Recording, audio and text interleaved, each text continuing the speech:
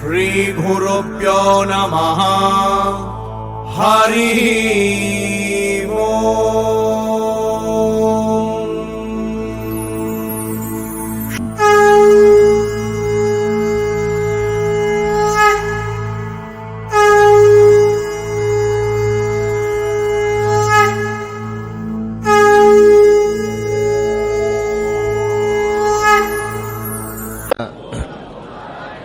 ఓం నమః శివాయ.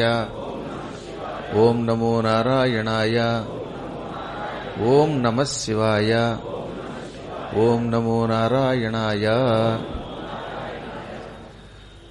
వింధ్యపర్వతాన్ని అణచడం కోసం బ్రహ్మగారి ఆజ్ఞని స్వీకరించి ఋషులు, దేవఋషులు, దేవతలు అంతా కలిసి వారణాసి వచ్చారన్న కథ చెప్పుకున్నాం. అక్కడ అగస్త్య మహర్షి ఆశ్రమానికి వెళ్లారు. ఆయన ఆశ్రమంలో అన్నీ మారేడు చెట్లే. తద్వారా మనకి మారేడు చెట్టు ఉన్న చోట సంపదలుంటాయి, మారేడు చెట్టు ఉన్న చోట ముక్తి ఉంటుంది అని అగస్త్యుడు చెప్పకుండా చెప్పాడు. మారేడు చెట్టుకున్నంత విలువ అంతా ఇంత కాదు. ఇటు శివుడికి అటు కేశవుడికి ఇద్దరికీ ప్రీతిపాత్రమైనది బిల్వం. సహజంగా లోకంలో అందరూ ఎరిగింది మారేడు చెట్టు శివుడికి ఇష్టమని, బిల్వప్రియుడని. దీంతోపాటు కేశవుడికి కూడా ఇష్టం. అందుకే సత్యనారాయణ వ్రతకల్పంలో గోపాలకులు మారేడు తోటలో సత్యనారాయణ వ్రతం చేశారు అని 5వ అధ్యాయంలో కథలో చెప్పారు. అమ్మవారికి బిల్వం అంటే ఇష్టం కనుకే అమ్మవారికి బిల్వప్రియ అని ఒక నామం ఉన్నది కాశీఖండంలో. లక్ష్మీదేవికి కూడా బిల్వప్రియ, భాస్కరి, బిల్వనిలయ, ప్రత్యేకంగా బిల్వనిలయ అని ఒక నామమే ఉన్నది. అందువల్ల శివుడికి కేశవుడికి ఏమీ తేడా లేదు, ఉందనుకున్న వాళ్ళు మూర్ఖులు అని వ్యాసుడు అన్నాడు, నేను అనలేదు. సహజంగా మారేడు చెట్టు ఎక్కువగా ఉన్న చోట, మారేడు తోట ఉన్న చోట శివప్రార్థన చేస్తే ఈశ్వర అనుగ్రహం తొందరగా పొందుతాం, కాశీవాస ఫలం లభిస్తుంది. ఏదో ఒక జన్మలో మనం కాశీలో మరణించే యోగానికి నోచుకుని ముక్తిని పొందుతాం. విభూతి నుదుట లేకుండా శివపూజ చేయకూడదు. ఆ విభూతి శివుణ్ణి తొందరగా ఆకర్షించి శివానుగ్రహం కలిగేలా చేయాలంటే దానికి కూడా ఒక మార్గం చెప్పారు. మారేడుకాయ తెచ్చుకోండి, పెద్ద కాయ, కొంచెం పండిన కాయ. ఆ తర్వాత పైనున్న ముచ్చిక జాగ్రత్తగా తీయండి. లోపలున్న గుజ్జంతా డొల్చి బయట పారబోసి ఆ ఎండిపోయిన డొక్కులా తయారైన మారేడుకాయలో విభూతి పోసి 2 రోజులు పక్కన పెట్టి ఆ తర్వాత ఆ విభూతి ధరిస్తే 1,00,000 పంచాక్షరీ జపం రోజు చేయటం వల్ల వచ్చే ఫలితం వస్తుందిట. రోజు 1,00,000 సార్లు పంచాక్షరీ జపం ఎవడు చేయగలడు ఈ కలియుగంలో? గట్టిగా 1 గంట కింద కూర్చుంటే కాళ్ళు లగుతాయి. పాప ఆవిడ పెద్ద ఆవిడ నడుము వంగిపోయినా కింద కూర్చోడానికి సిద్ధపడ్డారంటే ఆవిడకి ఎంత భక్తి ఉందో ఆలోచించండి. అందుకే గురువు గారు ఆవిడకు ఒక కుర్చీ ఇవ్వండి అంటూ ఉంటారు. ఇక్కడికి వచ్చే ఉపన్యాసకుల్లో కొంతమంది నడుము వంగిన వాళ్ళు, కొంతమంది నడుము అలా నిటారుగా పెట్టగలిగే వాళ్ళు ఉన్నారు. నిటారుగా పెట్టగలిగే వాళ్ళు కుర్చీలో కూర్చుంటున్నారు, వంగిన వాళ్ళు కింద కూర్చుంటున్నారు. అది కాలప్రభావం. అందువల్ల ఎందుకు చెప్తానంటే ఇంతసేపు కూర్చోలేకపోతున్న మనం 1,00,000 జపం ఎక్కడ చేస్తాం? ఒక 18,000 శ్లోకాలతో కూడిన భాగవతం 7 రోజుల్లో పారాయణ చేస్తే ఈ 7 రోజుల్లోనూ 7 సార్లు లేస్తాం. వివిధ కారణాలు. ఉష్ణోదకం లోపలికి పోయడానికి, ఉష్ణోదకం బయటికి పోయడానికి. ఏ కారణం అయితేనే లేవకుండా కుదరటం లేదు, అవునా? కారణం ఇది యుగ ప్రభావం. కలియుగంలో ఎంత గొప్పవాడికి అనారోగ్యం వస్తుంది, నీరసం వస్తుంది. కొండలెక్కగలిగేవాడికి కూడా మోకాళ్ళు నొప్పులు వస్తాయి. కాబట్టి దీన్ని జయించడం కష్టం, కాలప్రభావాన్ని జయించడం కష్టం. దేశాపేక్ష, కాలాపేక్ష, గ్రహాపేక్ష, ఈశ్వరాపేక్ష అని అపేక్షలు వరుసగా 5 రకాలు. అందులో దేశాపేక్ష అంటే ఏంటి? కొన్ని దేశాల్లోనే దొరుకుతాయి, ఎక్కడ పడితే అక్కడ దొరకవు.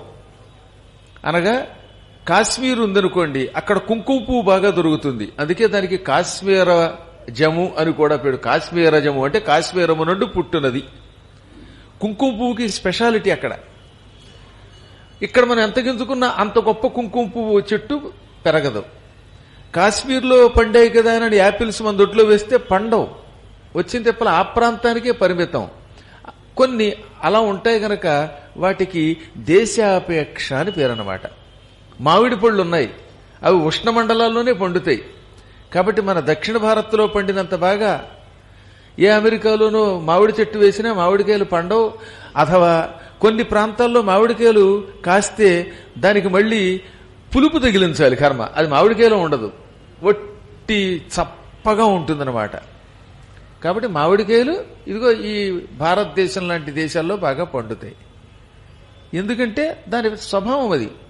ఖర్జూరం కాయలు మనం ఇక్కడ పండించగలమా? ఎడారిలోనే వస్తాయి. ఇలా ఆ ప్రాంతములకే ఆ వస్తువు చెందడం వల్ల దాన్ని ఏమంటారు? దేశాపేక్ష. అంటే ఆ దేశమునందు మాత్రమే దొరుకుతుంది, ఇంకెక్కడ దొరకదు.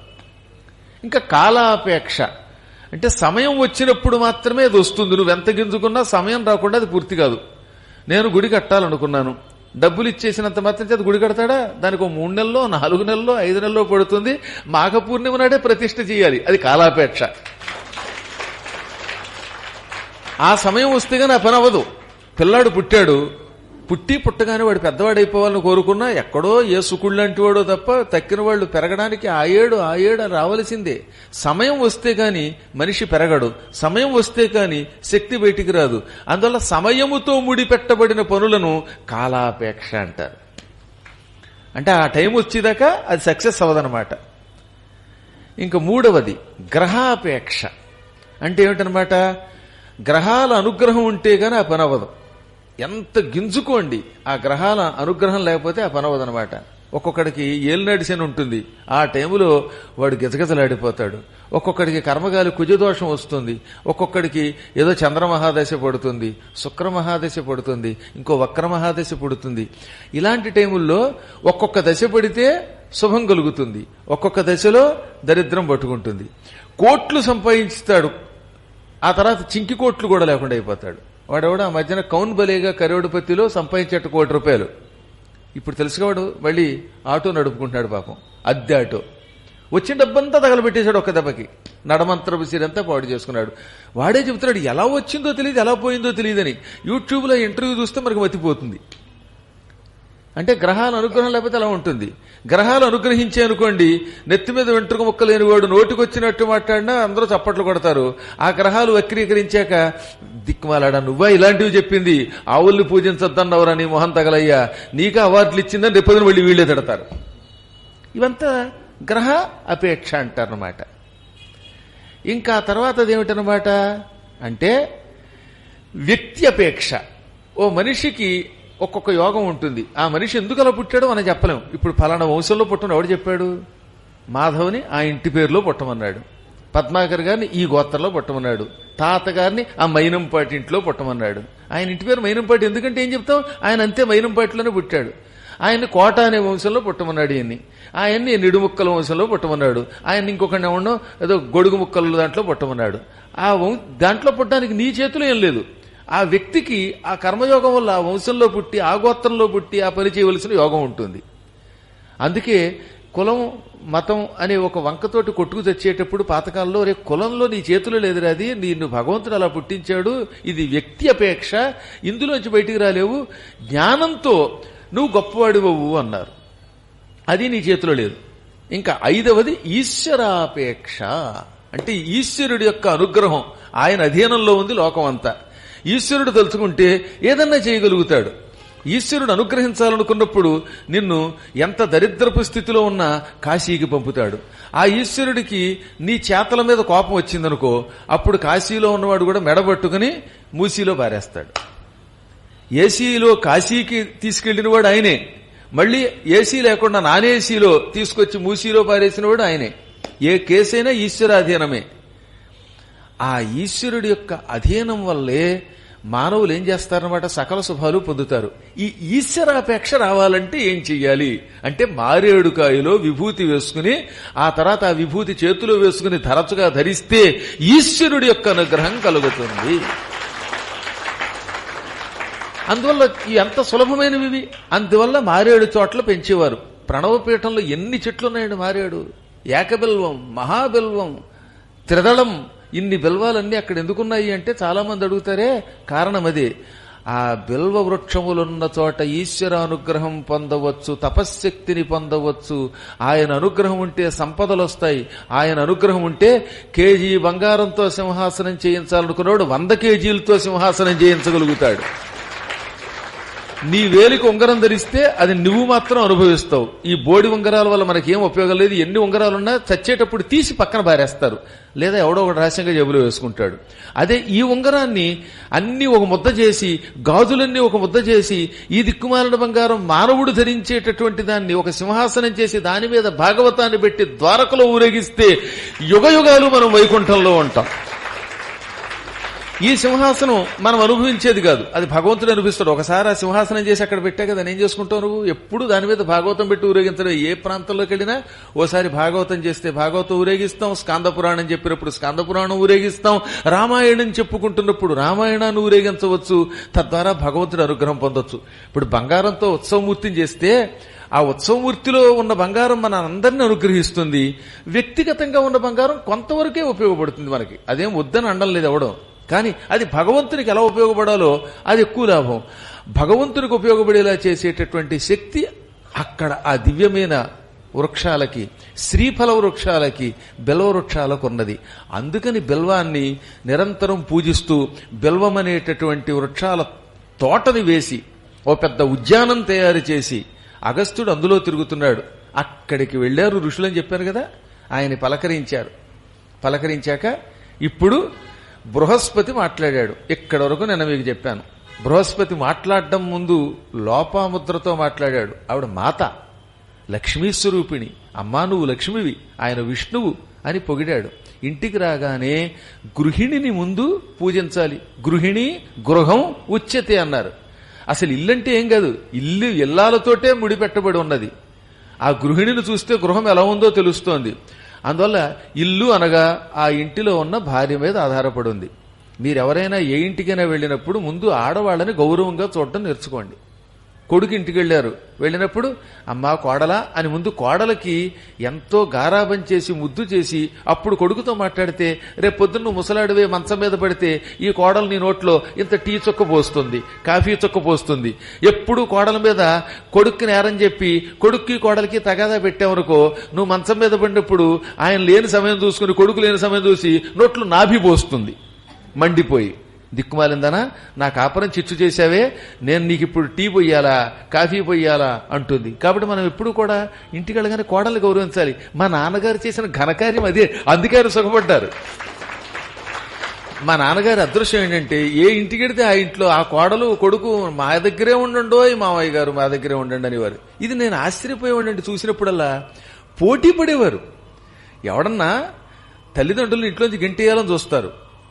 ఎందువల్లంటే కారణం కోడళ్ల వల్ల. కానీ మా నాన్నగారి యోగం ఏమిటో, 6 కొడుకులు కూడా నాన్నగారు నన్ను వదిలేసి వెళ్ళిపోతారా, మీకు వాడంటేనే ఇష్టమా అని గారం చేసి అట్టే పెట్టుకున్నారంటే ఎంత యోగం వచ్చింది ఆయనకి. ఈ యోగం వాక్కు వల్ల వచ్చింది, కోడల్ని గౌరవించడంలో వచ్చింది. అడగండి, పెద్ద కోడలు ఎక్కడే ఉంది.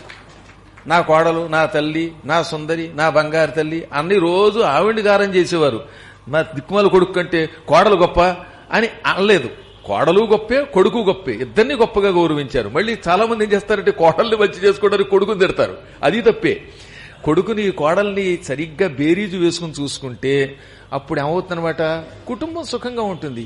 ఎంత సైన్స్ అంటే అసలు మానవుడు ఎలా నడుచుకోవాలో విజ్ఞాన శాస్త్ర రూపంలో ఈ పురాణాలు మనకు అందించాయి.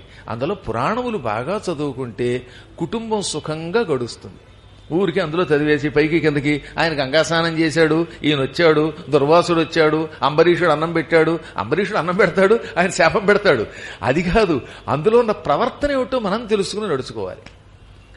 బృహస్పతి వాక్పతి, ఆయన కంటే బాగా మాట్లాడేవాడు ఎవడో ఉండడు. అందువల్లే ఆయన రావడంతో ముందు లోపాముద్రతో మాట్లాడాడు. లోపాముద్రే మహామాత భర్తృ పాదాంబుజేక్షణే అని సంబోధించాడండి. లోపాముద్ర, నువ్వు మహామాతవి అన్నాడు. జగన్మాతవి నువ్వు. నీ భర్త పాదపద్మాలను సేవించే ఉత్తమురాలివి. నీకు తెలియందేముంది, అయినా చెబుతున్నాను. అనవసరంగా ఎవరితో పడితే వాడితో మాట్లాడలేదు కదా. ఎవరితో ఒకటి వచ్చింది, నీకు బట్టలు తీగి పెడుతోంది, దాంతో కాలక్షేపం చేస్తే పక్క వాళ్ళ చెత్తంతా చెబుతుంది. కాబట్టి నా రజక్యా, రజగితో కాని, నా శ్రమణయ, సన్యాసం పుచ్చుకున్న స్త్రీతో కాని, నా దుర్భగయ, దౌర్భాగ్యురాలతో కాని, సఖిత్వం నా కురుతే, నువ్వు సఖిత్వం చేయట్లేదు కదా, స్నేహం చేయట్లేదు కదా. అంటే అర్థం ఏంటి? ఎప్పుడు సన్యాసం పుచ్చుకున్న స్త్రీలు చాలా గొప్ప శక్తి కలిగిన వాళ్ళు ఎప్పుడు ఆ భవబంధాలకు అతీతంగా ఉంటారు. వాళ్ళు ఏదో జపం చేసుకుంటూ ఉంటే వాళ్ళతో ఎక్కువ స్నేహం చేస్తే 2 రోజులు పోయి వాళ్ళు ఏం చేస్తారనమాట, వాళ్ళ తపస్సుకి భంగం అవుతుంది కనుక వీళ్ళని కూడా సన్యాసం పుచ్చుకోమంటారు. పెళ్ళయ్యాక వీడు సన్యాసం పుచ్చుకుంటే సంసారం నాశనం అవుతుంది. అందువల్ల అనవసరముగా ఎక్కువసేపు సన్యాసం పుచ్చుకున్న స్త్రీలతో స్నేహం చెయ్యట్లేదు కదా అన్నాడండోయ్. సఖీత్వం కురుతేనా అన్నాడంతే. నువ్వు స్నేహం చేయటం లేదు కదా అండం ద్వారా చెయ్యవు అని చెప్పడం అన్నమాట. చెయ్యొద్దని మనకి చెప్పడం. అందువల్ల ఎవరైనా మీ ఇంటికి రేపు ఎప్పుడైనా కాషాయం ధరించినటువంటి స్త్రీమణులు వస్తే పూజించి వెంటనే వదిలేయాలి. వాళ్లతో ఎక్కువ రాసుకు పూసుకుని ఇళ్లకెళ్ళి తిరగకూడదు, ఆశ్రమంలో కూర్చోకూడదు. ఎక్కువ స్నేహం చేస్తే ఏమవుతుందన్నమాట, నీవు నావలే వర్ధిల్లుదువుగాక అంటుంది. అప్పుడు ఈ మొత్తం అందరూ సన్యాసినులు అయిపోతారు. అలాగే ఉదక్య, బయట ఉన్నప్పుడు ఆడవాళ్లతో ఎక్కువ మాట్లాడకూడదట. మీకు తెలియంది కాదు, ఆ టైంలో వాళ్ళకి ఒక రకమైన చికాకు ఉంటుంది. ఎక్కువ మందికి ఇరిటేషన్ అంటాం ఇంగ్లీష్లో. పాపం అలా ఉన్న టైంలో వాళ్లతో వాదోపాదాలు చేస్తే వాళ్ళకి బాధ కలుగుతుంది. అందుకే దాన్ని విశ్రాంతి కాలము అన్నారండోయ్. ఎంత అద్భుతమైన మాట చెప్పాడండి ఆయన. ఎవరు చెప్పిన వారు? బృహస్పతి గారు. ఎక్కువగా బయటున్న వాళ్లతో మాట్లాడుతూ కబుర్లు చెప్పి పాడు చేయట్లేదు కదా వాళ్ళ ఆరోగ్యాన్ని. తద్వారా వాళ్ళ ఇరిటేషన్ ప్రభావం నీ మీద పడుతుంది, నీ ప్రభావం వాళ్ళ మీద పడుతుంది. అందుకని పూర్వకాలంగా ప్రత్యేకంగా గదిలో ఉండమండం గల కారణం ఏమిటంటే ఆ టైంలో కొంతమందికి ఎంత బాధ కలుగుతుందో, కడుపు నొప్పి వస్తూ ఉంటుంది, అనారోగ్యంగా ఉంటారు, విసుగ్గా ఉంటారు. అప్పుడు వాళ్ళకి కాస్త పాలు ఇచ్చి విశ్రాంతిగా పడుకోమంటే 3 రోజుల తర్వాత ఆరోగ్యవంతులు అవుతారు. ఆ టైంలో కూడా పనులు చేయించేస్తే అప్పుడు వాళ్ళు అనారోగ్యం పాలవుతారు, నడుం నొప్పి వస్తుందిట. అసలు ఎంత గొప్ప మాట చెప్పాడంటే ఇక్కడ, ఆ బయటున్న టైంలో ఎక్కువ పనులు చేయటం వల్లే అనారోగ్యం పాలైపోయి స్త్రీలు వార్ధక్యంలో తొందరగా ముసలివాళ్ళు అయిపోతారట, వార్ధక్యంలో పనులు చేయలేరట. అందుకని ఆ టైంలో విశ్రాంతిగా ఉండాలి. అటువంటి వాళ్ళని పాడు చేయటం లేదు కదా. దౌర్భాగ్యురాళ్ళు కొంతమంది ఉంటారు, పక్క వాళ్ళ గురించి నేరాలు చెప్పేవాళ్ళు. అటువంటి వాళ్లతో స్నేహం చేయటం లేదు కదా, అది ప్రమాదం. అయినా నువ్వెందుకు చేస్తావులే, ఎందుకంటే ప్రణవస్త్వం, నువ్వు ఓంకారానివి. శృతి, ఈయన వేదం, అగస్త్యుడు వేదంట, నువ్వేమో ఓంకారానివి. ఈ అగస్త్యుడు విష్ణువు, నువ్వు లక్ష్మి అని పొగిడి, ఇప్పుడు మేము ఒక పని మీద వచ్చాం, ఆ పని మీ దంపతులే చెయ్యాలి. అమ్మా నువ్వు రికమెండ్ చేస్తే అగస్త్యుడు మా పని చేసి పెడతాడు. అక్కడికే సగం బుట్లో పడ్డారు వాళ్ళు. ఎంత గొప్పవాడైనా కొంచెం పొగిడితే ఆ మాత్రం సంతోషించకుండా ఉంటాడా? అందుకని మీరు ఎవరి చేతన పని చేయించుకోవాలంటే, గురువు గారు మీ దయ ఉంటే మేము అయోధ్య వస్తామండి, అయోధ్యకి తీసుకెళ్ళండి అని బతిమాలి పెట్టాలి తప్ప, అంటే మేము అయోధ్యకి రావడానికి పనికిరామా, మేము అలాంటి వాళ్ళమా అని తిడుతూ నాకు మెసేజ్ పెడితే ఆ ఉన్న కాస్త బంధం కూడా పోయి మీ మొహం చూడడం, శాపం పెడతాం. అవునా? కాబట్టి ఇప్పుడు ఏదైనా ఊరు రావాలంటే ఏం చేయాలి మీరు? ఏమండి మేము వస్తామండి అంటే తీసుకెడతాం కానీ, నేను పనికిరానా, నేను పనికి మాలినానా, మాత్రం నన్ను తీసుకెళ్ళవా, నువ్వెంత నీ బతికెంత తీసుకెళ్ళు అంటే ఎవడు పెడతాడండి? ఇంటికి ముష్టాడు వచ్చాడు, ఇంత అన్నం పెట్టు తల్లి, మాతా కబళం అంటే పెడతాడు కానీ, ఇంట్లో వాళ్ళు తల్లి ఇంత అన్నం పెట్టంటే పెడతారు కానీ, kindly get it here, thank you in anticipation, ఆ మాత్రం బుద్ధి లేదా, నీకు ఇంగ్లీష్ రాదా, అన్నం పెట్టవా, దిక్కుమాలిందానా అంటే ఎక్కడా పెడతారు? ఓ చిన్న కథ ఉండేది మా చిన్నప్పుడు, కొంచెం తిట్టైనా పర్వాలేదు, ఒక్కొక్కప్పుడు తిడితే కానీ అర్థం కాదు. ఓ సన్యాసి గారు ఓ ఇంటికి వెళ్ళాడు. ఆ ఇంటి ఆవిడంది, ఎక్కడికి వెళ్ళినా అందరూ నన్ను తిడుతున్నారండి, అందరూ నన్ను దూరం పెడుతున్నారండి, అందరూ నా మీద నేరాలే చెబుతున్నారండి, ఈ చుట్టుపక్కల వాళ్ళంతా పాపాత్ములండి, ఈ తగాదాలు పోయి అందరూ మంచివాళ్ళు అవ్వాలంటే ఏం చెయ్యాలి అంది ఆవిడ. వెంటనే ఆయన ఏం చేశాడు, చేతిలో ఉన్న దండం సవరించి బిచ్చం పెట్టవే బొచ్చుముండా అన్నాడు. దాంతో ఆవిడకి మండిపోయింది. దౌర్భాగ్యుడా, పక్కవాడతో తగాదా వస్తోంది, తగాదా తొలగించమంటే నన్ను ఎలా అంటావా అంటే చుట్టున్నదానా అని చెప్పడం. పాపం పూర్వం కేసీఆర్లో ఉన్నటువంటి విధవని అలా అన్యాయంగా తిట్టేవారు. దాంతో నీ సంగతి చూస్తాను కర్రెత్తింది. ఆగమ్మా ఆగు, ఇదే తగాదాకి మూల కారణం అన్నాడు ఆయన. తగాదాకి ఇదే మూల కారణం. తల్లి అన్నం పెట్టు అంటే పెడతావు, అదే నేను తిట్టాను నీకు కోపం వచ్చిందా లేదా? నీకు తగాదా రావడానికి మూల కారణం అందరిళ్లతో తగాదా పడతావు. కరేపాకిమ్మని అడగవు, కరేపాకి ఇస్తావా చస్తావా దిక్కుమాలిందానా అని పక్కవాడిని అడిగితే వాళ్ళు కరివేపాకి ఎందుకు ఇస్తారు? వేపకర్రతో కొడతారు. నీ నోరు మంచిది కాదు, నీకు దురుసు ఎక్కువ, అందరినీ ముందు తిట్టి మాట్లాడతావు. అలా తిడితే ఏమైపోతుంది అప్పుడు? ఇప్పుడు ఇక్కడ మీరందరూ భక్తులు వచ్చి దండం పెడుతూ ఉంటే ఛీ పొండి ఖాళీ లేదు అని పక్క వాళ్ళు తిడితే మీకు మండుతుందా లేదా? వాళ్ళ మీద మాట వరసకి గంటితేనే కోపం వస్తుంది. అభిషేకం జరుగుతున్నప్పుడు అలా పోయొద్దు ఇలా పోయొద్దు అని ఎవడన్నా అరిచాడు అనుకోండి, మీకు మండుతుందా లేదా? ప్రశాంతంగా కార్యక్రమం జరగకుండా కేకలేస్తే మండుతుందా లేదా? అలా కాకుండా నాయన పంచామృతములు ఇలా పోయము, నీళ్లు ఇలా పోయం, ఇలా పోస్తే పుణ్యం అంటే రేపటి నుంచి వాడిని నెత్తి మీద పెట్టు ఊరేగిస్తారు, వాడి కోసం పల్లకీ తయారు చేస్తారు. లేదా మండిపోయి పల్లకీలో ఉన్నవాడిని అగస్త్యుడు శపించినట్టుగా నహుషుణ్ణి డామ్మని కింద బారేస్తారు. ఇప్పుడు గురువుగారిని బలం గురువు ప్రవర్తన అక్కడి నుంచి ఇక్కడికి ఎందుకు తీసుకొస్తున్నారు అంటే, ప్రేమగా వచ్చిన వాడిని పలకరిస్తున్నాం గనక, వాడి కష్ట సుఖం తెలుసుకుంటున్నాం గనక, వాడికి ఆశీర్వచనం ఇస్తున్నాం గనక, మంచి మంత్రం ఇచ్చి బావుండు నాయనా అని దీవిస్తున్నాం కాబట్టి తీసుకొస్తారు. వచ్చిన వాడినల్లా నీ కొంప కూలిపోగాక, నీ వాహనం విరిగిపోగాక అని చెప్పిస్తే ఒక్కడైనా రానిస్తాడా? ఒకసారి ఆలోచించండి. కాబట్టి ఏం చేయాలి? మాటలు బాగా ఉండాలి.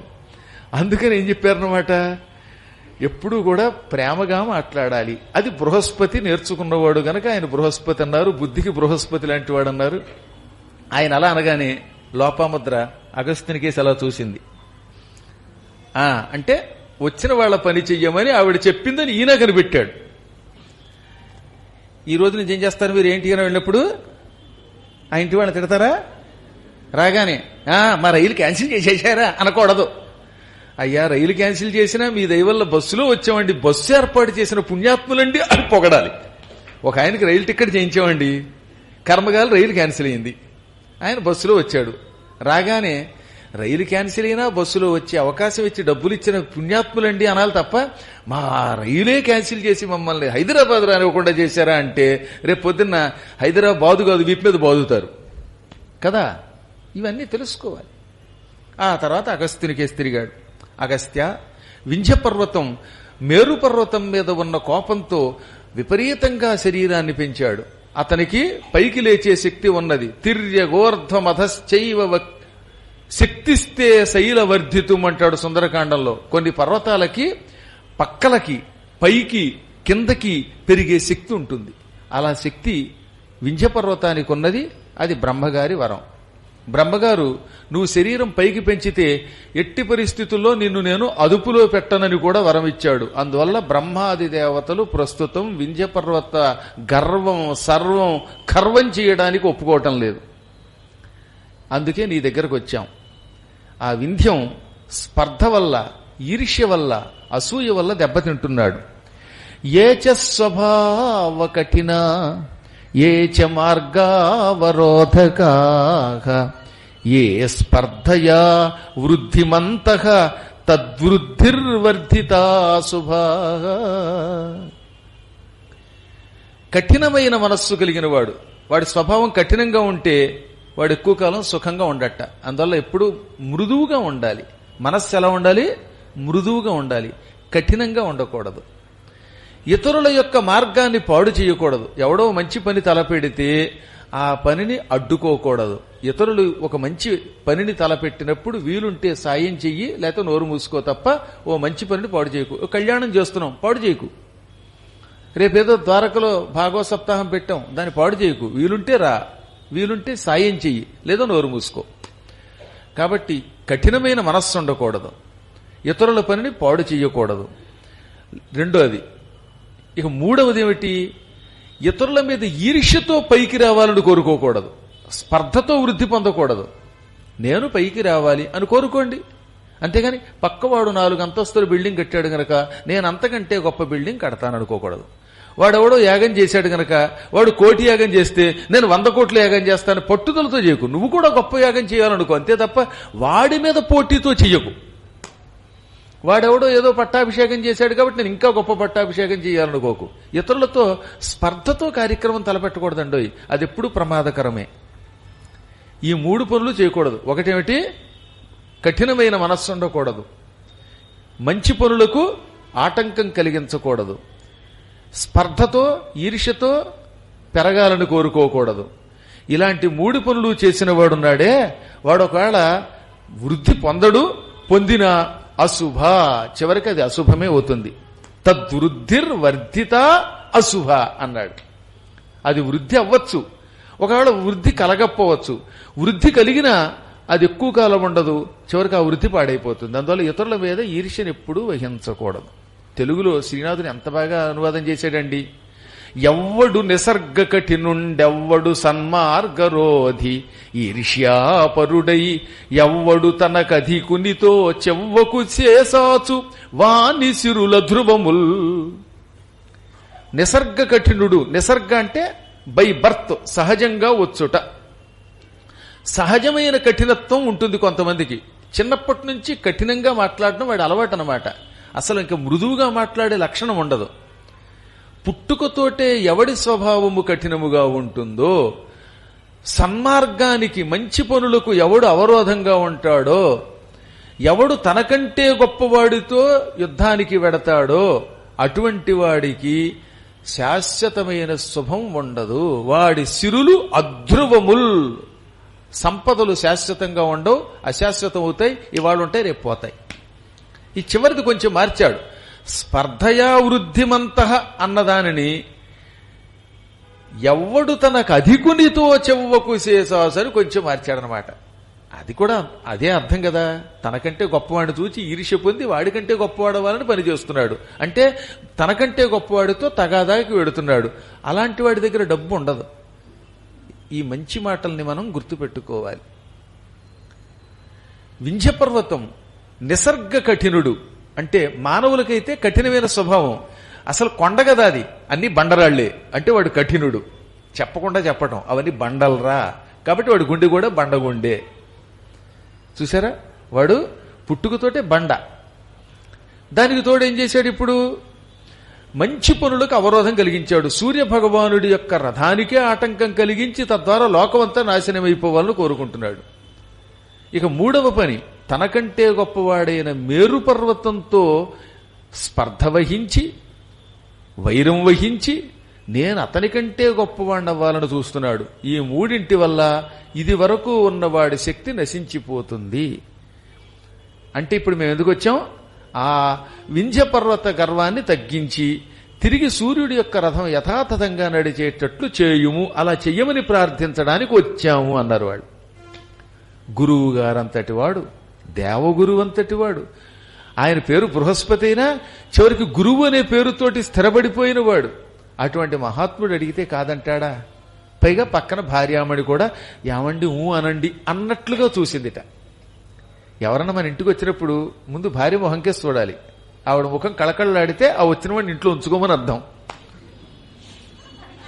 నన్ను చూసిందా వాడికి ఉద్వాసం చెప్పమని అర్థం. అందువల్ల ఎప్పుడన్నా మనం ఇంటికి వెళ్ళగానే ఆవిడకేసి చూడాలి.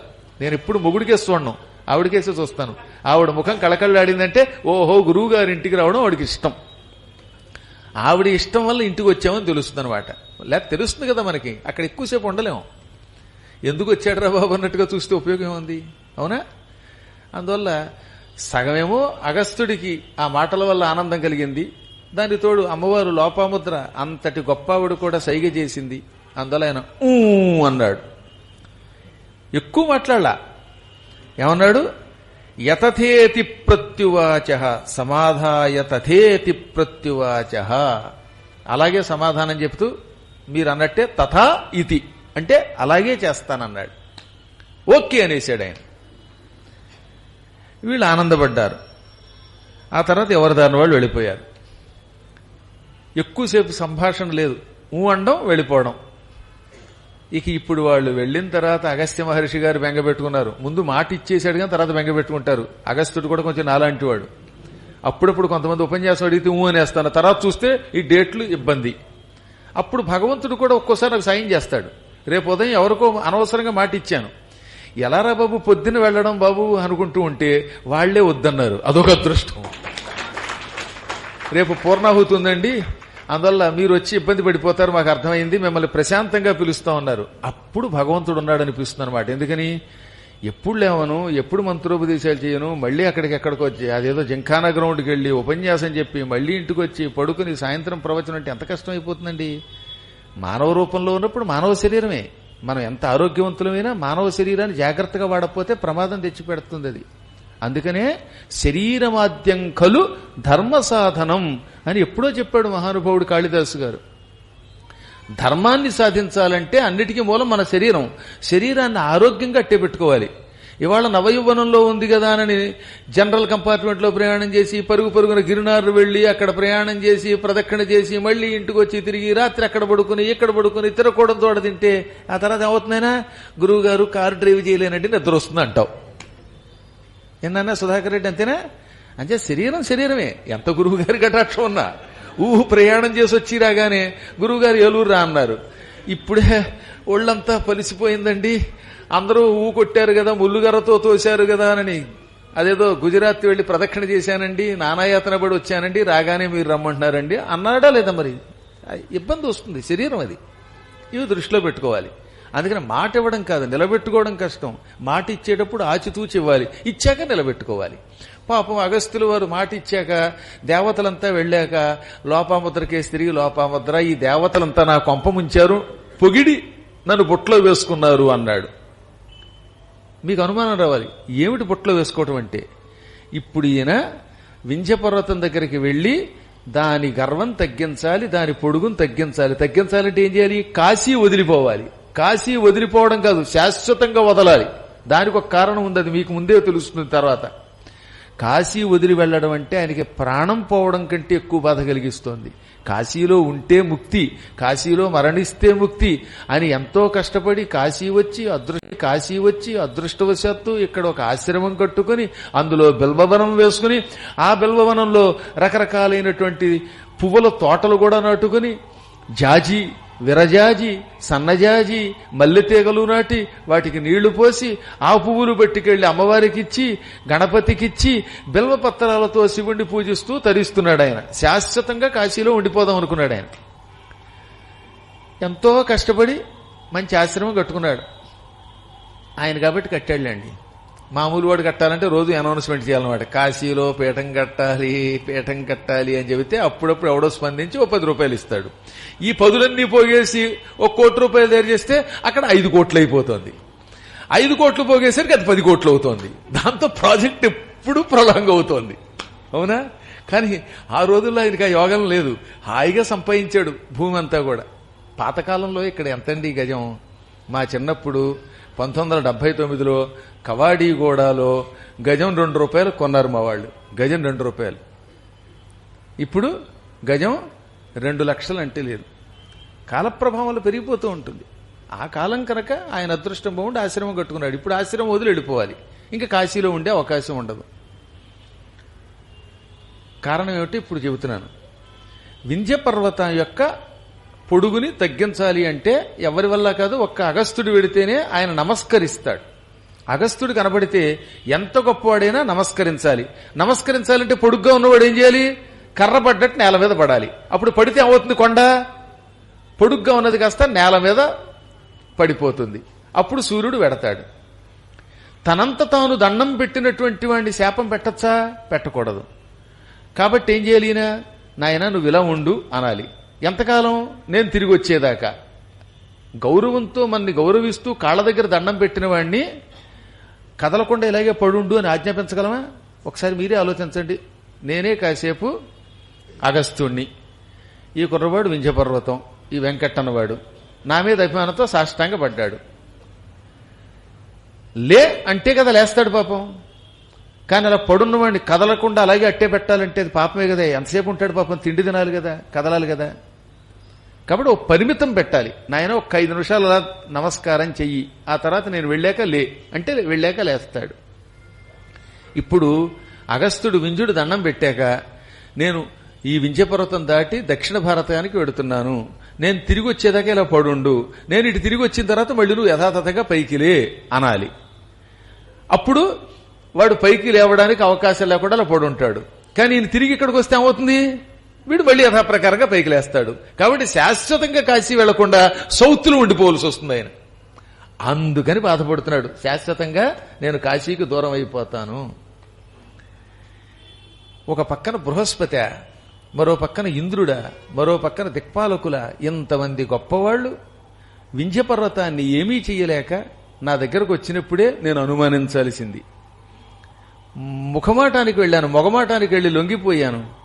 దాంతో ఇప్పుడు కాశీకి దూరం అయిపోతున్నాను. ఎంత గొప్పది ఈ కాశీక్షేత్రం! ఈ కాశీక్షేత్రంలో మరణించిన చీమ, దోమ, కప్ప అన్నీ కూడా ముక్తి పొందుతాయి. అందుకని మోక్షం పొందడానికి ఎంతో కష్టపడి ఇక్కడికి వస్తే ఈ మోక్షభూమి నుంచి నన్ను దేవతలంతా బయటికి గంటేస్తున్నారు. సాధారణంగా కాశీలో ఉండాలంటే దానికి ఒక ఆయన అనుగ్రహం ఉండాలి. ఆయనే దండపాణి. ఆయన విశ్వనాథుడి ఆలయానికి ఎదురుగుండానే ఉన్న ఆలయంలో ఉంటాడు. ఇప్పుడు కొత్తగా కన్స్ట్రక్షన్ అవటం వల్ల చాలా మందికి తెలియట్లేదు, కానీ సరిగ్గా విశ్వనాథుడి ఆలయానికి ఎదురుగుండా ఉంటుంది దండపాణి ఆలయం. అందులో ఉన్న దండపాణి అసలు పేరు హరికేశుడు. ఆయన ఒక యక్షుడు, పిల్లి కళ్ళ వంటి పచ్చని కళ్ళు కలిగిన వాడు ఆయన. ఆయన పెత్తనం చాలా గొప్పది. ఎవరైనా కాశీలో ఉండాలంటే ఆయనకి నమస్కరించాలి. అందుకే అక్కడికి వెళ్ళినప్పుడు దండపాణి అని ఆయన పేరు చెప్పి ఆయనకు నమస్కారం చేయిస్తారు. కాశీకి వెళ్ళినప్పుడు దండపాణి తండ్రి అనుగ్రహించు అంటేనే మనం అక్కడ ఉంటాం, లేకపోతే ఆయన కర్రోటు పట్టుకుని గెట్ అవుట్ అని బయటికి గంటేస్తాడు. అగస్త్యుడు బయటికి పోవడానికి మూల కారణం దండపాణిట. కాబట్టి దండపాణి ఎంత గొప్పోడో ఆలోచించండి. అయ్యో, దండపాణికి రోజు నమస్కారం చేయటం మర్చిపోయి ఉంటాను, అందుకే బయటికి పోతున్నానని బాధపడ్డాడు ఈయన. ఇంకా కాశీలో విఘ్న దేవతలు కొందరున్నారు. అందులో ఒకడు డుంటి విఘ్నేశ్వరుడు. కాబట్టి అప్పుడప్పుడైనా కాశీ వెళ్ళినప్పుడు శివుడి దర్శనానికి వెళ్లే ముందు ఈ డుంటి విఘ్నేశ్వరుడికి దండం పెట్టాలి. అప్పుడు కాశీలో ఏ విఘ్నము లేకుండా ఉంటాం. ఇక ఇది కాకుండా ఒక ఇద్దరుంటారండోయ్, ధాత విధాత. ఇందులో ధాత అన్నవాడు ఏం చేస్తాడు, కాశీకి అడుగు పెట్టగానే మనకి చిక్కులు పెడతాడు. అంటే కాశీ మీద అసహ్యం కలిగేలా చేస్తాడు.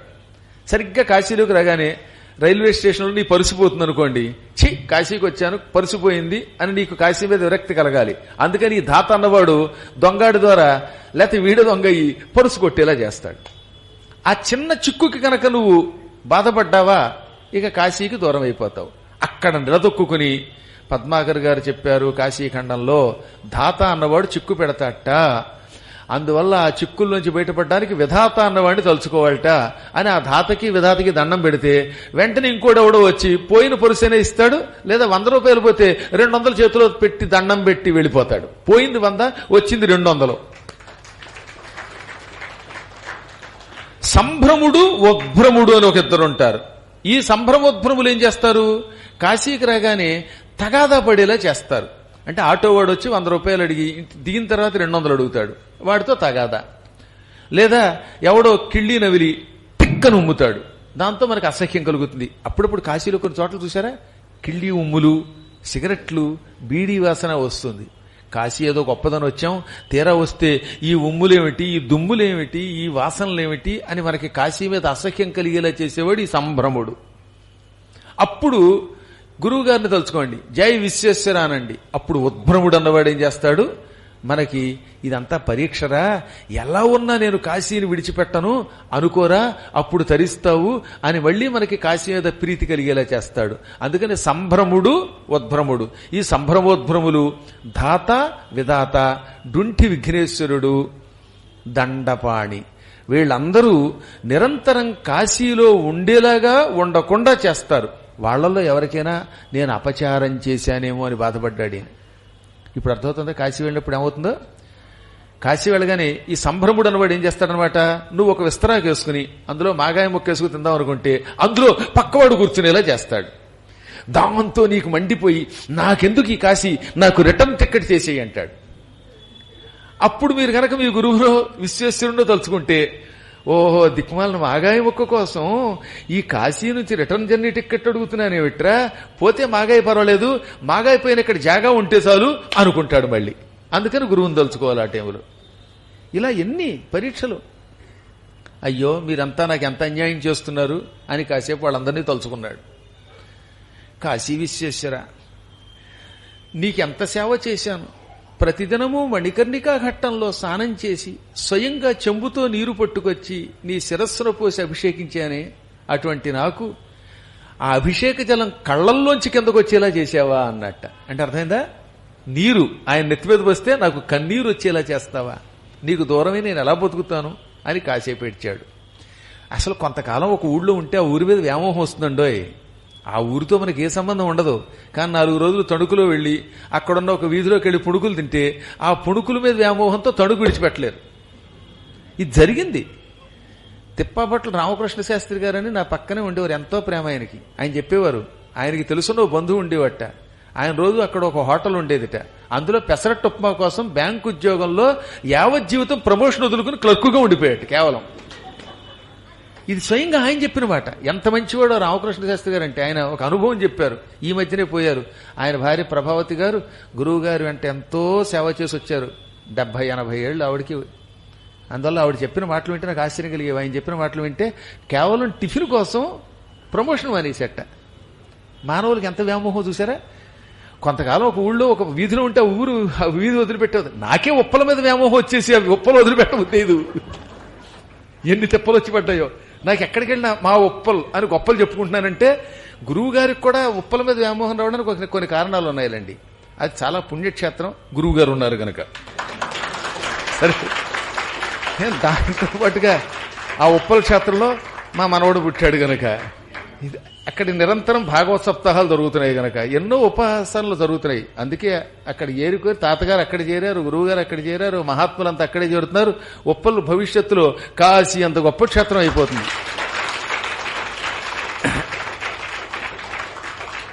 అంటే నేను కొంచెం ఊరికే అలా అన్నా వ్యామోహానికి అతీతంగా ఉంటాను, కానీ సామాన్యుడు వదిలి వెళ్ళలేడండి. కొంతకాలం ఉన్న ఇల్లు వదలలేరు.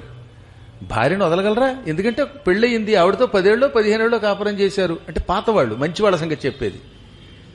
ఇప్పుడు దిక్కుమాలను పక్కన పెట్టేయండి, వదలలేరు కదా. అలాగే భార్య భర్తను వదలగలుగుతుందా? పిల్లలను వదలగలుగుతున్నావు? ఇవన్నీ వ్యామోహాలు. సామాన్య వస్తువుల మీద వ్యామోహమే ఇలా ఉంటే అత్యంత పవిత్రమైన కాశీక్షేత్రం, అవిముక్త క్షేత్రం, మోక్షక్షేత్రం మీద ఋషులకి ఎంత వ్యామోహం ఉండాలండి. ఆ వ్యామోహం పొమ్మంటే పోదు, అలా ఉండడమే అదృష్టం అన్నారు. అందుకే విశ్వనాథ ఎలా వదిలి వెళతానని ఏడ్చాడు. ఈ బిల్వవనం వదిలితే రేపు పొద్దున ఈ తోట ఏమైపోతుందో, ఎవడు కబ్జా చేస్తాడో, ఈ చెట్లు ఏమవుతాయో, ఈ మల్లె పువ్వులు అమ్మవారికి, విఘ్నేశ్వరుడికి, కుమారస్వామికి ఉపయోగిస్తారో లేక ఆడవాళ్లు జడల్లో పెట్టుకుంటారో ఏమిటో అని కాసేపు బెంగ పెట్టుకున్నాడు. కాలభైరవ, నేను నీ ఎంత సేవ చేశాను స్వామి, రోజు నిన్ను తలుచుకున్నానే. వటుకనాథ కాలభైరవ అని నిన్ను తలుచుకోకుండా ఏనాడు పడుకోలేదు. నువ్వు కూడా నాకు అన్యాయం చేసి క్షేత్రపాలకుడివైన నీవు నన్ను ఇక్కడి నుంచి గంటేస్తావా అని కాసేపు కాలభైరవుని తలుచుకున్నాడు. ఆదికేశవ, మొట్టమొదట కేశవుడనే పేరుతో ఇక్కడికి అడుగుపెట్టావు. ఈ వరణ అనే నది గంగా నదిలో కలిసే ప్రాంతంలో ఉంటావు నువ్వు. అటువంటి నీకు నేను దూరం అయిపోతున్నానే అని బాధపడ్డాడు. ఆ తర్వాత బిందు మాధవుణ్ణి తలుచుకున్నాడు. అత్యంత పవిత్రమైన మణికర్ణికా ఘట్టానికి కొంచెం ఇంచుమించు సమీపంలో ఉండేటటువంటి పుణ్యాత్మ బిందు మాధవ, నాకేమీ అన్యాయం చేశావయ్యా అన్నాడు. ఆ తర్వాత వేణుగోపాలుని తలుచుకున్నాడు. ఇక్కడ ఉండి వేణువు వాయిస్తూ విశ్వనాథుని సంకీర్తన చేసే నువ్వు నన్ను ఇక్కడ ఉండకుండా చేశావా అని ఆయన తలుచుకున్నాడు. అన్నిటికీ దూరమైనా పర్వాలేదు, కానీ మధ్యాహ్నం పూట ఆకలి వేసినప్పుడు కడుపుని ఎరిగి మంచి భోజనం పెట్టే మా తల్లి అన్నపూర్ణ విశాలాక్షి, ఆవిడికి దూరం వెళ్లడం అంత బాధ మరవట్లేదు. ఏ క్యాటరింగ్ భోజనం దానికి సాటిరాదు, ఏ వంట అంత రుచిగా ఉండదు. అదేమిటో అన్నపూర్ణమాత కటాక్షం ఏమిటో తెలియదు. అంతఃపుర శుద్ధాంతకాంత విశాలాక్షి మాత యొక్క చూపులో ఏ ప్రభావం ఉన్నదో కాశీలో ఎటువంటి తిండి పెట్టినా రుచిగా ఉంటుందండి. అన్నదాన సత్రాల్లో మనకేం చిక్కని మేగడ పేరు వేయరు, గురువుగారింట్లో వేసినట్టుగా. అక్కడ నీళ్ల మజ్జిగ పోస్తారు ఆకన్నా, అవునా? ఆ నీళ్ల మజ్జిగ నిమ్మకాయ ముక్కేసుకు తిన్నా రుచిగా ఉంటుంది. అందుకే మాయిదారి కాశీ అన్నారు దాన్ని. ఆ కాశీకి పెడితే ఆ సత్రంలో ఏం పెట్టినా బానే ఉంటుంది.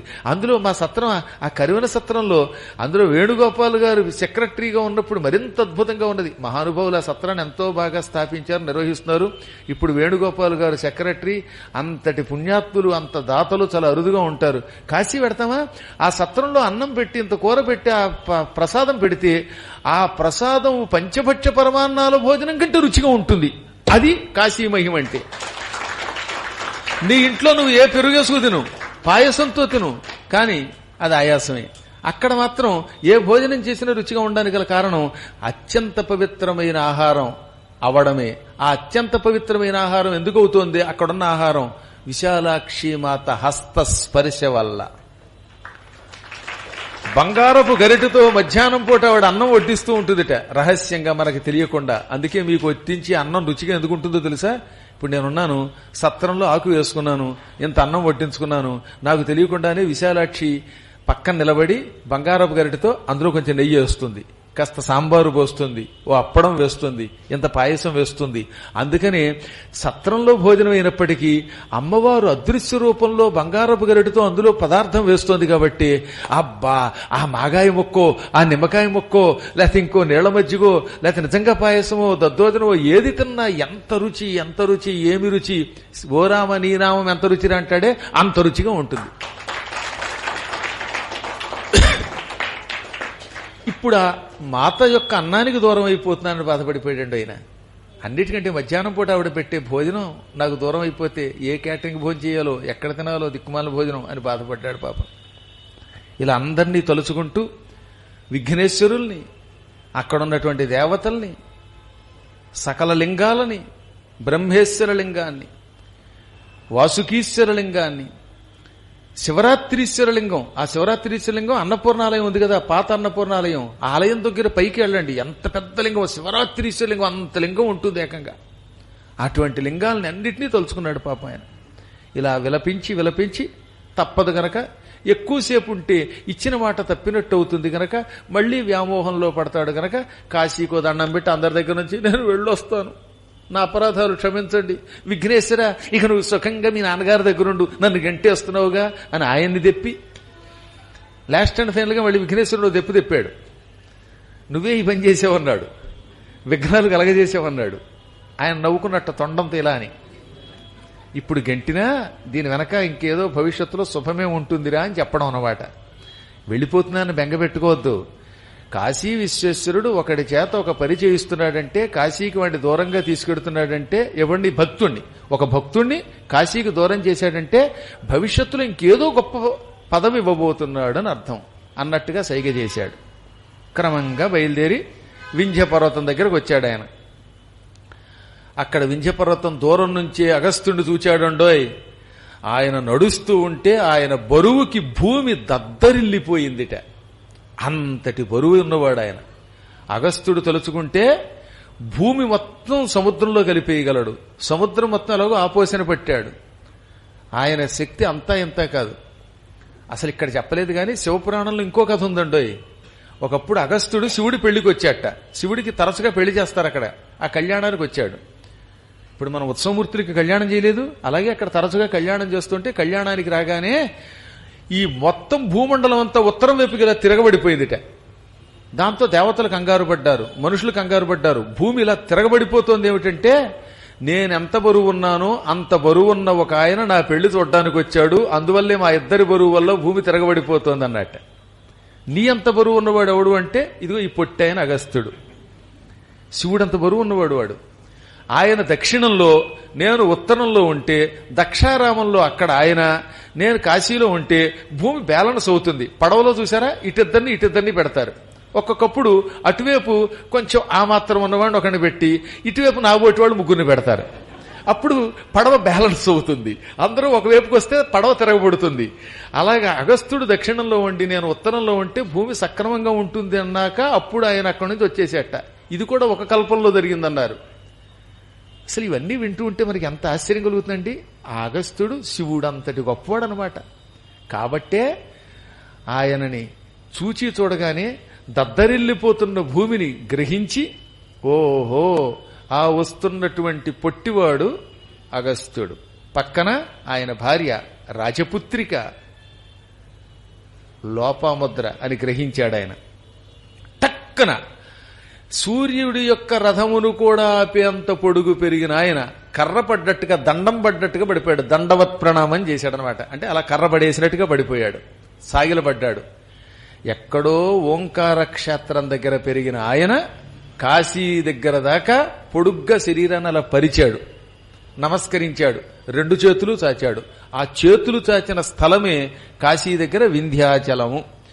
ఆ మధ్య నడుము ఎక్కడ ఓంకార క్షేత్రం, పాదములు మహారాష్ట్ర దాకా వచ్చాయి. అందుకే వింధ్యసాత్పుర పర్వతములు అంత పొడవైన శ్రేణులు అని మనకి జాగ్రఫీలో చెప్పారు. ఆయన శరీరం అంత పొడుగు పెంచి అలా నేల మీద పడ్డాడనమాట. పడగానే అలాగే ఉండు, లేవద్దన్నట్టండు ఆయన. వింధ్య సాధురసి ప్రాజ్ఞ మాంచ జానాసి తత్వతః పునరాగమనం చేత్తు ఏతావత్ కర్వతరో భవ. వింధ్య పర్వతమా, నేను వచ్చేదాకా తిరిగి ఇటు వచ్చేదాకా ఇలాగే పడుండు. చాలా బాగుంది, నీ వినయానికి మెచ్చుకున్నాను. నువ్వు వినయంతో నేను కనబడగానే కాళ్ళకి దండం పెట్టావు. ఈ దండం పెట్టి మళ్ళీ పైకి లేవద్దు. నేను కొన్ని కారణముల చేత దక్షిణ భారతానికి తీర్థయాత్రలకు వెళ్లాలనుకుంటున్నాను. దక్షారామ భీమేశ్వరాదులను చూడాలనుకుంటున్నాను. ఇదిగో నా భార్య కొంచెం పెద్దదైపోయింది. ఈ మధ్యన లిఫ్ట్ లేకపోతే కొండ ఎక్కలేకపోతోంది, 3rd ఫ్లోర్లోకి ఎక్కలేకపోతోంది. అందువల్ల నా భార్య నేను నీ కొండ మీద ఎక్కి అవతలకు ఎడతాం. మళ్ళీ మేము తీర్థయాత్రలు ముగించుకుని తిరిగి నీ కొండెక్కి అవతలకు వచ్చేదాకా నువ్వు ఇలాగే పడుండు. లేచావా నా ప్రభావం నీకు తెలుసు అని చెప్పాడు ఆయన. మాంచ జానాసి తత్వతః అంటే నన్ను నువ్వు బాగా ఎరుగుదువు అంటే అర్థం ఏంటి? నేను చెప్పినట్టు వినకపోతే నీ సంగతి చూస్తాను. వాతాపి ఎల్వలుండి చంపినట్టుగా చంపారేస్తాను, సముద్రం తాగినట్టుగా తాగేస్తాను నేను. జాగ్రత్త, నా ప్రభావం నీ వెరుగుదువు. నేను తిరిగి వచ్చేదాకా ఇలాగే పడుంటావా, పైకి మళ్ళీ లేస్తావా అంటే మళ్ళీ లేస్తే ఇంక లేవను కదండి, అస్సలు ఆ పని చేయనండి. మీరు తిరిగి యువతల ఒడ్డుకు వచ్చేదాకా నేను ఇలాగే పడుంటానండి అన్నట్ట. అని ఎప్పుడు వస్తారండి అన్నట్ట. అది నీకు అనవసరం, డేట్ ఇవ్వడం కుదరదంతే, నీ ఫేట్ అంతే. ఇవ్వను డేట్, ఇది నీ ఫేట్, ఇంకా లేట్ చేయకుండా అలా పడుండు అనగానే అలాగే తల ఊపాడు. కొండెక్కి అవతల ఒడ్డుకి వెళ్ళిపోయాడు ఆయన. అవతలకు వెళ్ళాడు. ఇంక వెళ్ళిన తర్వాత నుంచి ఈ వింధ్యపర్వతం పరిస్థితి ఏమిటో తెలుసా? అక్కడ అడుగులు చప్పుడైతే చాలు అగస్త్యుడొచ్చాడా అని చూడడం మొదలెట్టాట. వస్తాడేమో, వచ్చాక మళ్ళీ పైకి లేద్దామని. ఇక మళ్ళీ ఆయన రాలేదు, ఆయన అలాగే పడున్నాడు. ఇక్కడ మీకు అనుమానం రావాలి కదా. నిన్న మీకేం చెప్పాను? విశ్వేశ్వం శరణం యామి అన్నాడా? నేను పొడుగుగా పెరిగే ముందు విశ్వేశ్వరుణ్ణి శరణు కోరుతున్నాను అన్నాడు. విశ్వేశ్వరుణ్ణి శరణు కోరిన తర్వాత పొడుగు పెరిగితే ఇప్పుడు ఈయన పరిస్థితిలో అయ్యిందేమిటి అని మనకు అనుమానం రావాలిగా. విశ్వేశ్వరుణ్ణి శరణు కోరాడు గనకే వీడు చేసింది పిచ్చి పనైనా వీడికి ఒక మహాయోగం పట్టిందండోయ్. కొద్ది రోజుల పాటు ఏ ముని అటువైపు వచ్చినా అడుగుల చప్పుడు విన్నా అగస్త్యుడు వస్తాడేమో, మళ్ళీ యువతలకు వస్తాడేమో, వచ్చాక మళ్ళీ పెరుగుదాం, నా గొప్పతనం చూపిద్దాం అనుకుంటూ ఉండేవాడు ఆయన. కానీ అగస్త్యుడు రాలేదు. సరిగదా ఈయన ఇలాగే పడున్నాడు. ఈయన ఇలా పడుకుంటారు కానీ వెంటనే ఏమైపోయింది? సూర్యరథం యథాతథంగా వెళ్ళిపోయింది.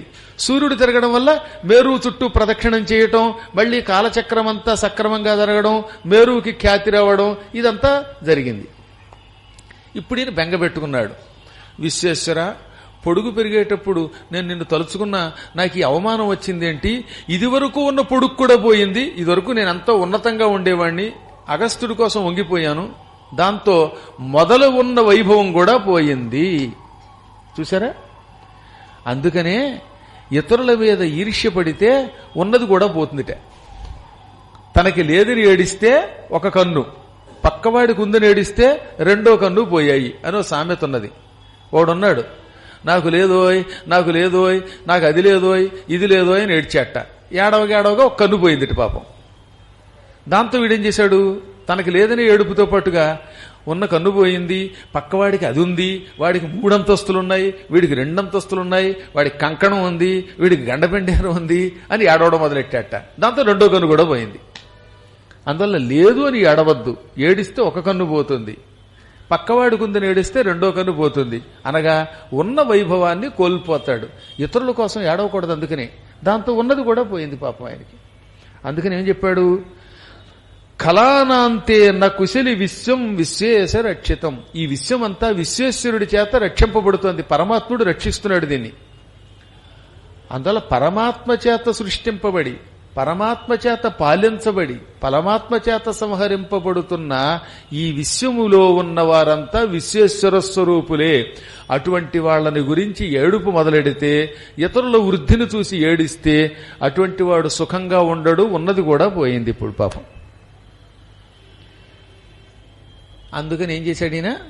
ఇక్కడ చెప్పలేదు అది.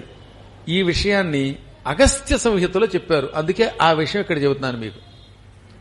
కొద్ది రోజులు గడిచాక, ఒక 5-6 ఏళ్లు గడిచాక, అయ్యో ఎంతో గొప్పవాడిని అనిపించుకుందామని శరీరం పొడుగ్గా పెంచాను, చివరికి నాకు ఈ కర్మ కాలింది అని ఏడ్చి అమ్మవారిని ప్రార్థించాడు. అమ్మని అద్భుతంగా 5 శ్లోకములలో ప్రార్థించాడు. ఆదిశక్తి, మహాశక్తి అని ఆమెకి బిరుదులు కూడా ఇచ్చాడు. అమ్మవారు ప్రత్యక్షమయ్యింది. నాయనా ఏం కావాలి అన్నది. అమ్మా, నేను పూర్వం సుఖంగా ఉండేవాణ్ణి. ఓంకార క్షేత్రంలో జ్యోతిర్లింగం కూడా ఉండేది. ఆ జ్యోతిర్లింగం వల్ల అందరూ నన్ను గౌరవించేవారు. కానీ మేరువు మీద కోపంతో శరీరం పొడుగ్గా పెంచాను. దాంతో అందరూ నన్ను చూచి అవహేళన చేస్తున్నారు. ఉన్న పొడుగు తగ్గిపోయిందని, వీడు అవమానం పాలయ్యాడని, పనికి మాలినవాడురా వీడని అందరూ అంటున్నారు. నాకు పూర్వం కంటే ఎక్కువ కీర్తి రావాలి. ఆ కీర్తి నీ వల్లే వస్తుంది. కాబట్టి నా ముఖ ప్రాంతం దగ్గర నువ్వు కొలువై భక్తులను కలియుగాంతం దాకా అనుగ్రహించు. కలియుగం అంతమయ్యేదాకా నా ముఖం దగ్గర కొలువై నన్ను అనుగ్రహించు. 3 రూపములతో అనుగ్రహించు అన్నాడు.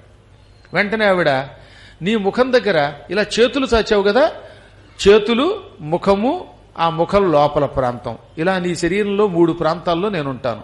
మొదటి ప్రాంతంలో వింధ్యవాసిని లేక వింధ్యాచల నివాసిని అనే పేరుతో కొలువై ఉంటాను.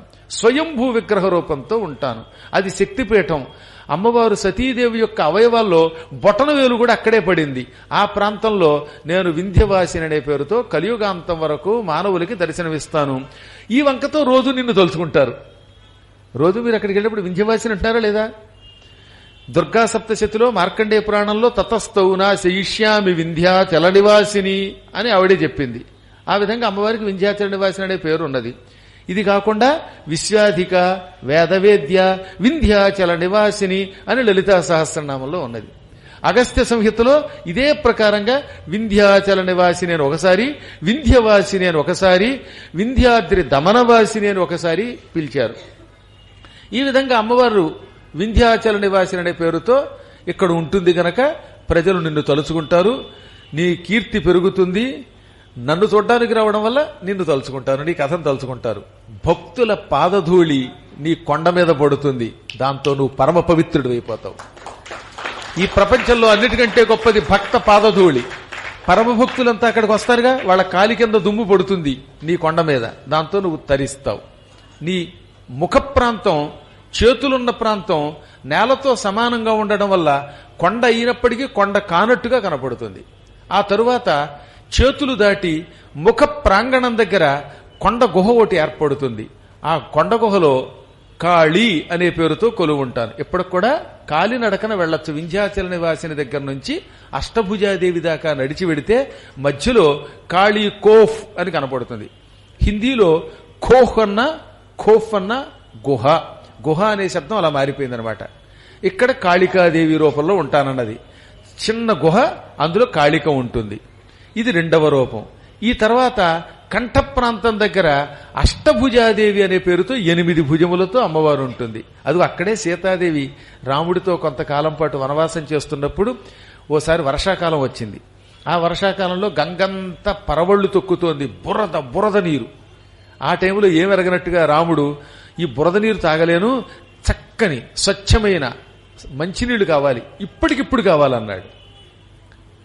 సీతకి ఇది ఒక అగ్ని పరీక్ష. రాముడు అడిగితే కాదని అనకూడదు. మంచినీళ్లు లేవు, ఉన్న బురద నీళ్లు వద్దంటున్నాడు ఆయన. ఆ బురద నీళ్లు పట్టుకొచ్చి కుండలో పోసి వడకట్టి మర్నాడిస్తాను అని చెప్పలేదు. నా దగ్గర ఏమున్నాయి నీళ్లు అనలేదు ఆవిడ. వెంటనే అమ్మవారిని ప్రార్థించింది. వింధ్యాచల నివాసిని ప్రార్థించగానే అప్పుడు అమ్మవారు 8 భుజములతో దర్శనమిచ్చి, నీ పేరు మీదుగా సీతాకుండం ఏర్పాటు చేస్తున్నాను. ఇక్కడ ఒక కొండ మీద ధార వస్తుంది. ఈ ధార ఎప్పుడూ వస్తుంది, వేసవకాలంలో కూడా సన్నగా ఉంటుంది. ఈ నీళ్లు నిర్మలమైనవి, ఇందులో మురికొండదు, ఇవి అమృత జలము, ఇవి తాగిన వాడి పాపాలు పోవుగాక. కలియుగాంతవరకు నీ పేరు మీదుగా ఇది సీతాకుండమని పిలువబడుతుంది అని వరం ఇచ్చింది. ఆ నీరు ఇప్పటికి కూడా అక్కడ ఉన్నది. ఇది అగస్త్య సంహితలో ఉన్న కథ. ఈ నీరు రాముడికి ఇవ్వగానే ఇప్పుడు నీళ్లు తాగాక మళ్ళీ రాముడు కొంటిగా ఆకలి వేస్తోంది సీత అన్నాడు. ఎలాగో ఉండనే ఉందిగా మార్గం. మళ్ళీ అష్టభుజాదేవిని, అమ్మా మా రాముడి కోసం అన్నం ఇవ్వనగా 8 చేతుల్లో 8 బంగార పాత్రలు పట్టుకుని ఒక్కొక్క పాత్రలోంచి ఒక్కొక్క రకమైన కూర, పాయసాలు, పచ్చళ్ళు, ఒకటి ఓ రకరకాల పిండి వంటలతో భోజనం పెట్టేసింది ఆవిడ. దబ్బకాయ కూరట, దబ్బకాయ పచ్చట, దెబ్బకాయ కూర, దెబ్బకాయ పచ్చడి, గోంగూర పచ్చడి, గోంగూర పప్పు, తోటకూర పప్పు, తోటకూర పచ్చడి, క్యాలీఫ్లవర్ ఆవకాయ, అదేదో ఇంకేదో దొండకాయ ఆవకాయ, బెండకాయ ఆవకాయ. ఎన్ని ఆవకాయలు పెడతారండి వీళ్ళ మొహం మండ. ఆ రోజుల్లో అమ్మవారి దగ్గర నుంచి నేర్చుకున్నదే. కానీ వీళ్ళంతా ఇప్పుడు ఏదో మేమే గొప్పగా అనుకుంటారు. కానీ ఇవన్నీ ఆ జగన్మాత ఎన్నో రకాలట. ఉల్బణంట, అనుల్బణంట, ఉప్పు వేసిందిట, వెయ్యిందిట, పప్పు ఉన్నదిట, లేనిదిట, తీపి ఉన్నదిట. ఒక్క బెల్లం ఆవకాయ మాత్రం పెట్టలేదు. దిక్కుమాల బెల్లం ఆవకాయ అనేది తినకూడదు అని నేను అనలేదు, వ్యాసుని అన్నాడు. అసలు ఆవకాయలో కారంలో బెల్లం కలుపుతాను ఏంటండి? ఎర్రటి ఎండలో రగ్గు కప్పు తిరిగే మొహాలు వీళ్ళును. మంచి చల్లగా ఉన్న ప్రాంతంలోకి వెళ్ళి కూల్ డ్రింక్ తాగే మొహాలు. అలాగా కారం కారమే, తీపి తీపే, ఈ రెండు కలుపుకు తింటారట. సాంబార్లో బెల్లం వేసుకు తింటాడు, వీళ్ళ మొహం తగలే అని నేను అలా అగస్తుడు అన్నాడు.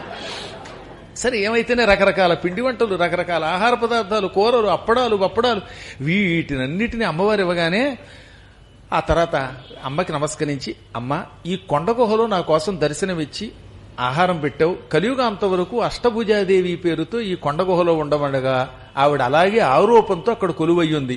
ఆ అష్టభుజాదేవి దగ్గర గుహలోకి చాలా కష్టపడి దూరతామండి. సన్నగా ఉన్నవాళ్ళు, నాలాంటి వాళ్ళు దూరగలరు, ఇంత లావుగా ఉన్నవాళ్ళు దూరగలరు. ఎవరైనా దూరగలుగుతారు. అదేంటో విచిత్రం. మీరు చూసారా అష్టభుజాదేవిని? చూడకపోతే చూడండి, చూసిన వాళ్ళు చేస్తండి.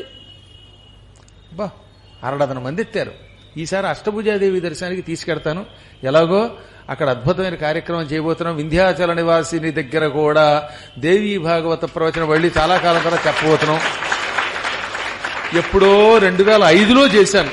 2005 తర్వాత వింధ్యాచలం దగ్గర మళ్ళీ దేవీ భాగవత ప్రవచనం చేసుకునే అవకాశం నాకే కుదరలేదు. అంటే 18 ఏళ్లు దాటిపోయిందనమాట. ఆఫ్టర్ 18 years మళ్ళీ అక్కడ చెయ్యాలని ఒక గొప్ప సంకల్పం వచ్చింది. చూద్దాం, భగవంతుడి నిర్ణయం ఎలా ఉంటే అలా జరుగుతుంది. అక్కడ అష్టభుజాదేవి దర్శనం చేసుకోవాలి. అక్కడే సీతాదేవి నివసించిన మడిని కూడా, కొండాన్ని కూడా చూడొచ్చు అనమాట. ఈ విధంగా వింధ్య పర్వతానికి అమ్మవారు 3 వరాలిచ్చి వింధ్యాచల నివాసిని, కాళీ, అష్టభుజాదేవి అనే పేర్లతో ఉంటానని మాట ఇచ్చింది. ఆ మాట నిలబెట్టుకోవడానికి ఏం చేసిందనమాట? ముందేమో వింధ్యాచల నివాసిని అయింది, ఆ తర్వాత కాళీ అయ్యింది. సీతాదేవి అడుగు పెట్టిన తర్వాత ఈ అష్టభుజాదేవి రూపంలో వెలిసింది. ఇప్పుడు ఏమైంది? వింధ్య పర్వతం మీద ఈ